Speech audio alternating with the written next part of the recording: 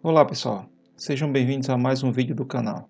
Relacionado ao controle, né, da placa do ESP32, né, que tem embutido na placa MKS, a gente tem a opção, né, de controlar tanto via display, né, LCD que já vem no kit, ou você pode utilizar um aplicativo, né, um app, tem para iOS, né, ou para Android, e temos também a opção de uma interface web, né. Então, depois que você conectar a placa, né, ou através do display touch, ou através daquele aplicativo, né, que vocês já devem ter utilizado para corrigir o problema do display. Então, lá você vai conseguir identificar o IP, né? Então, você insere o IP. Esse aqui foi o que foi atribuído à minha placa, né? E o ambiente vai ser carregado. Então, aqui você tem algumas opções, né, de controle. Aqui mostra que código está sendo executado, né? E você tem alguns parâmetros como a velocidade, né, a distância, a potência do laser, né? Fazer um home e por aí vai. Bom, eu já vou logo adiantando que o teste que eu vou fazer agora eu já tinha feito no passado e não tinha dado certo. Mas hoje eu fiz uma atualização de firmware e, para minha surpresa, eu consegui controlar os 3 eixos da máquina. Então, aquela opção lá de controle offline, que não era possível, ou pelo menos eu não tinha conseguido ainda, agora, pelo menos a princípio, está funcionando.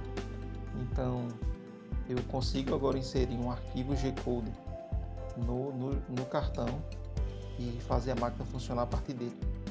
E eu posso também inserir esse valor, né, esse arquivo no cartão de memória a partir da interface web, né? Então você vem aqui, SD File, nesse botãozinho você busca o arquivo que você quer, né? Mas primeiro vamos criar um arquivo, né?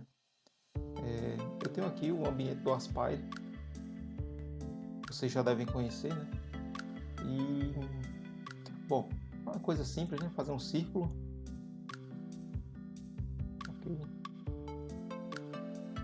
E eu quero usinar esse círculo com uma profundidade de 3 mm. Vou usar uma ferramenta qualquer aqui, uma End 1000 aqui de 1 mm. Essa aqui, pronto. Vou setar a velocidade, né, de rotação, meio que você utiliza aí para cortar, né? Então, ok. Pronto, então o que eu vou fazer aqui, né? Eu vou colocar 3 mm em 2 passagens, número de passagem 2, sobre, né? Vou usinar sobre a peça, né? E basicamente é isso. Calcular. Pronto. Simular todos os percursos. Então o que vai acontecer vai ser isso aqui, né? A gente vai observar que a peça ele vai atravessar, né? Então eu vou clicar aqui, vou fechar, salvar. Eu vou salvar como GRBL mm.gcode. Guardar percurso. Vou colocar aqui no teste de corte MKS. A gente vai importar esse arquivo lá pelo ambiente web e ver, né, se o código vai ser executado de verdade, né? Então, pronto, né? Já foi salvo. Fechar. Voltando para o ambiente. Carregar. Cadê o arquivo? Teste corte MKS. Abrir. Pronto, ele já está carregando, né, o arquivo para o ambiente. Aqui está ele. E para ele começar a execução, se vocês observarem na imagem acima, nós temos dois motores de passo funcionando. Eu só tinha 2 aqui, o terceiro eu deixei lá na universidade, então fiquei sem, né? Então vocês percebam que eu tenho, desses dois motores, eu tenho um ligado ao eixo X e um ligado ao eixo Z. Então, enquanto a peça está sendo executada para o corte, ele vai movimentar tanto o eixo X, quanto o eixo Y, quanto o eixo Z. Como eu não tinha o eixo Y, eu dei prioridade a colocar o eixo Z, né, para o controle, para vocês perceberem que à medida que ele realizar um primeiro corte, né, ele vai descer um pouco no eixo Z e vai realizar mais uma vez o percurso até que realize o corte completo, né, desse desenho aqui desse projeto que a gente criou, né? Então, voltando, né, vamos reiniciar aqui mais uma vez. Play. Então, inicialmente ele elevou o eixo Z, o eixo X está fazendo um primeiro corte, depois o eixo Z moveu mais um pouco, eixo X,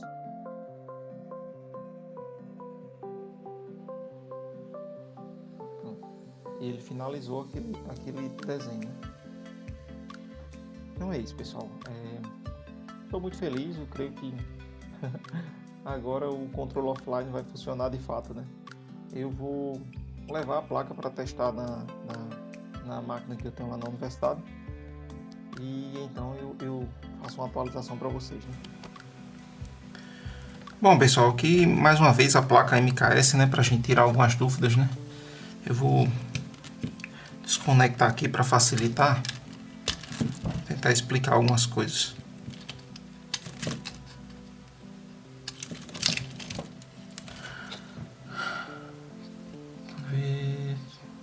Pois bem, né? Aqui são os drives, né? Se você retirar, perceba que a posição dele é com o potenciômetro para baixo, nesse sentido. Então, se você retirar, vocês vão identificar que tem umas chavinhas aqui. Essas 3 chavinhas aqui são utilizadas para que você possa configurar, né, os micropassos do drive, né? Nessa minha placa veio o drive A4988, né, que é bem comum. Foi o que veio na placa de vocês também, né? Então, essa chavinha, quando ela está para cima, ela está ligada, né? On. Então, se estiver para baixo, está desligada. São 3 chavinhas e dependendo da posição dessas 3 chavinhas, você vai configurar os micropassos da máquina. Do drive, né? Então, se por acaso estiverem todos para baixo, você terá o motor de passo em passo completo, né? O que é que isso significa, né? O motor de passo, nesse caso do meu, ele tem 200 passos por revolução. Então, para ele dar uma volta inteira, ele se desloca 200 passos, né?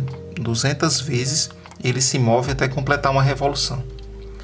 Quando você diz que o motor está com passo completo, quer dizer que ele vai do passo 1 para o passo 2 de uma vez só.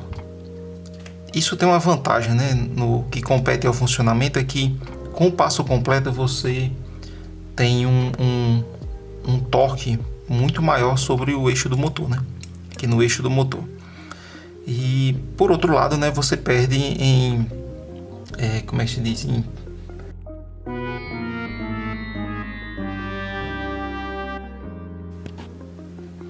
Porém, quando você utiliza um passo, um micropasso, né, ou um meio passo, ou um quarto de passo, ou um 16, um oitavo, você diminui a força, diminui o torque aqui no eixo, porém você permite, né, que a sua máquina tenha uma resolução muito maior. Então, só para você ter uma noção, né, se eu girasse uma revolução inteira e eu movesse 1 milímetro, então eu conseguiria dividir esse milímetro em 200 vezes. Mas quando você utiliza meio passo, em vez de 200 passos, você terá 400 passos por revolução. Então esse milímetro, que antes era dividido em 200 vezes, agora ele é dividido em 400 vezes. Então a resolução da máquina se torna assim bem maior, né? Ou seja, o dobro. Então, voltando aqui, né?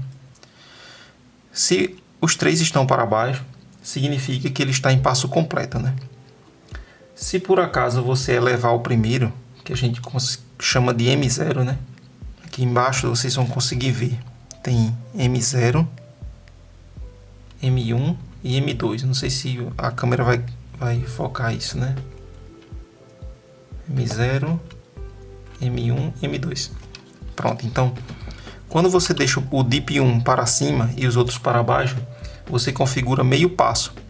Então, se esse motor é de 200 passos por revolução, ele vai, agora com meio passo, ele vai operar com 400 passos por revolução, né? Maior resolução, menos força aqui no eixo. Eu já tive algumas experiências com isso, né? O que acontece é que quando você constrói a sua máquina, né, se é o seu caso, né, você está construindo, é muito comum você testar os limites da máquina, né? Então, eu me deparei com algumas situações do tipo, eu consigo deixar a máquina mais rápida? Até que ponto, né? Eu consigo deixar a máquina com a melhor resolução? Até que ponto? Então, você vai ajustando esse tipo de informação, né? Você começa com um passo completo para dar mais força. Então, você observa, a máquina girou. Isso é bom. Aí, em seguida, você coloca meio passo e observa se o desenho que você executou, ele continua correto, né? Porque à medida que ele aumenta a resolução, ele diminui a força e dependendo do torque necessário para o eixo se mover, esse motor ele pode perder passos e o desenho ocorrer um defeito, né? Pronto, então se agora em vez de você elevar esse primeiro, você desligar e ligar apenas o segundo, você vai ter agora 1/4 de passo. Nesse caso aqui, né? Se antes você tinha 200 passos por revolução e quando foi para meio passo chegou a ser 400, agora serão 800 passos por revolução. Então é uma resolução muito maior, né? Agora prosseguindo, né? Você vai elevar o primeiro e o segundo e deixar o terceiro desligado. Dessa forma você vai ter 1/8 de passo. E se por acaso os 3 estiverem levantados, você terá 1/16, né, de passos, né? Então a quantidade de passos será, digamos, multiplicada por 16, né? Então só em trocando assim em miúdos, enquanto ele daria 200 passos por revolução, cada passo desses 200, ele agora estaria sendo dividido por 16, né? 16 movimentos, né?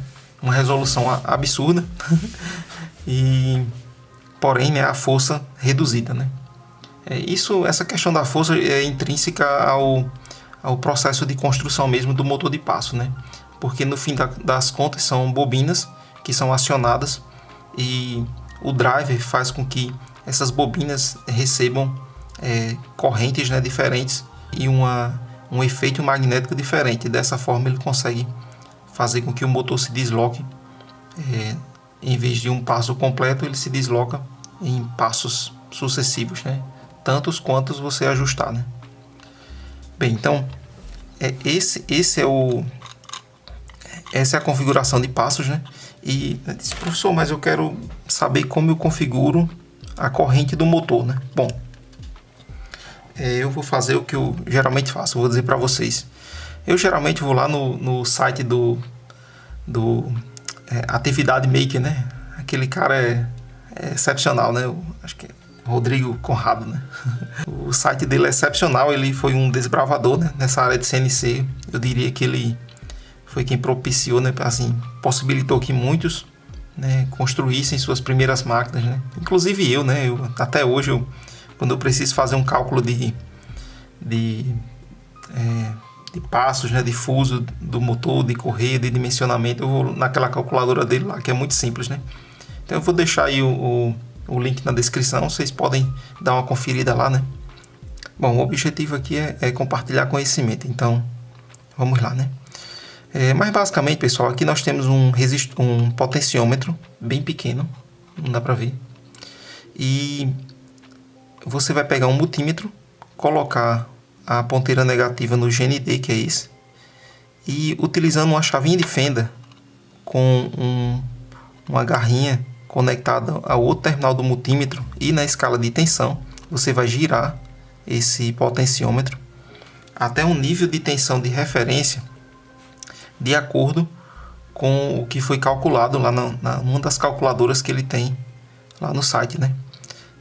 Basicamente é o seguinte, salvo engano, a tensão de referência será a corrente do motor. Então você tem que verificar qual a corrente máxima desse seu motor, né?